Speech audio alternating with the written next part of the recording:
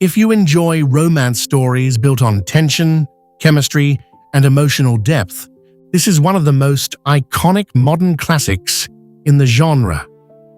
Today, we are stepping into the world of The Duke and I by Julia Quinn, the story that launched the Bridgerton series and inspired Season 1 of the hit show.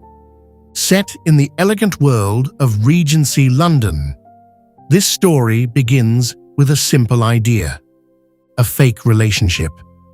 But as it unfolds, that simple arrangement turns into something far more complicated, far more emotional, and far more real.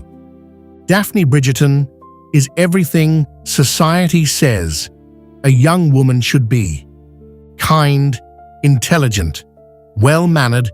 She comes from a respected family, and on paper, she is the perfect match. But there is one problem. No one truly sees her as a romantic possibility.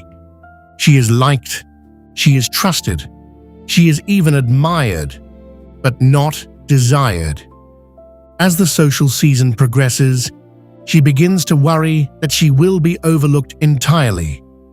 Then she meets Simon Basset, the Duke of Hastings.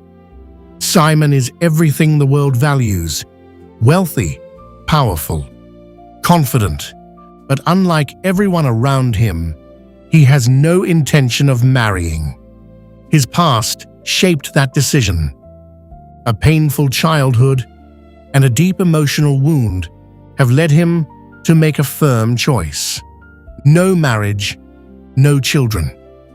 When Daphne and Simon meet, their connection is immediate. There is sharpness in their conversation, a natural rhythm, a sense that they understand each other in a way others do not. And from that, an idea forms. They agree to pretend to court each other. For Daphne, it raises her value in the eyes of society. For Simon, it creates distance from the constant pressure of marriage. It is a simple arrangement, controlled, strategic, temporary. But over time, something begins to change. Their conversations become more meaningful.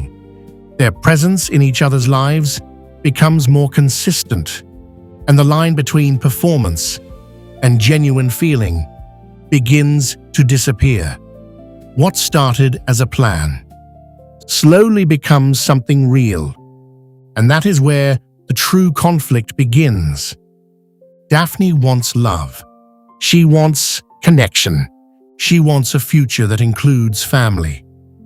Simon believes he cannot give her that, not because he lacks the ability, but because he has chosen not to. His past has shaped a belief that he refuses to break, and now they are both standing in the middle of something neither of them fully expected.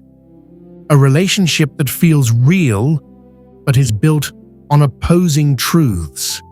What makes this story stand out is the emotional weight behind these choices.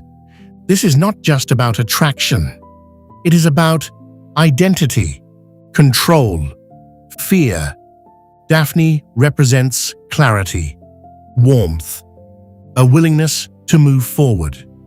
Simon represents restraint, protection, and the difficulty of letting go of the past. As the story progresses, both are forced to confront uncomfortable truths about themselves, about each other, and about what love actually requires. Because attraction is only the beginning. What matters more is whether two people are willing to grow, whether they are willing to change, and whether they are willing to let go of the beliefs that hold them back. Beneath the romance, there is a deeper idea here. Relationships are shaped by what we believe, not just by what we feel.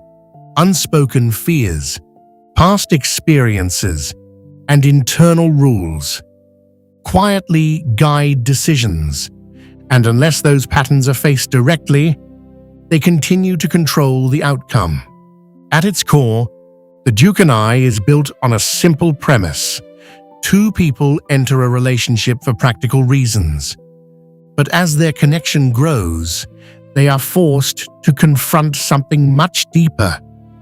It becomes a story about vulnerability, about emotional honesty, and about the challenge of choosing love when it requires real change.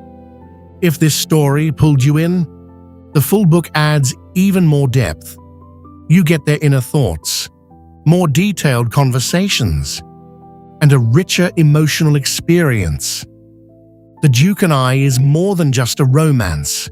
It is a story about what happens when two people are forced to decide who they are and who they are willing to become. If you want the full experience, the complete book is definitely worth exploring. And if you enjoy short, powerful book breakdowns like this, you can find more at audiobooklessons.com.